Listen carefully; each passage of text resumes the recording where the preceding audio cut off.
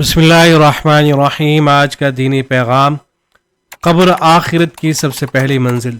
अन उस्मान रज़ियल्लाहु अन्हु क़ाल अन्नहु काना इज़ा वक़फ़ अला क़ब्रिन यबकी हत्ता यबुल्ल लिह्यतहु फ़क़ील लहु तज़कुरुल जन्नत वन्नार वला तबकी व तबकी मिन हाज़ा क़ाल इन्न रसूलल्लाहि सल्लल्लाहु अलैहि वसल्लम क़ाल इन्नल क़ब्र अव्वलु मनाज़िलिल आखिरह फ़इन नजा मिन्हु फ़मा बअदहु ऐसरु मिन्हु वइन लम यंजु मिन्हु फ़मा बअदहु अशद्दु मिन्हु क़ाल वक़ाल रसूलुल्लाहि सल्लल्लाहु अलैहि वसल्लम मा रअयतु मंज़रन क़त्तु इल्ला वल क़ब्रु अफ़ज़अु मिन्हु।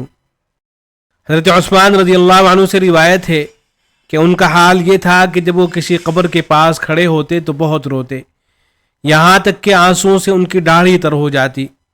उनसे पूछा गया कि ये क्या बात है, क्या आप जन्नत और दोज़ख को याद करके तो नहीं रोते और कब्र की वजह से इस कदर रोते हैं?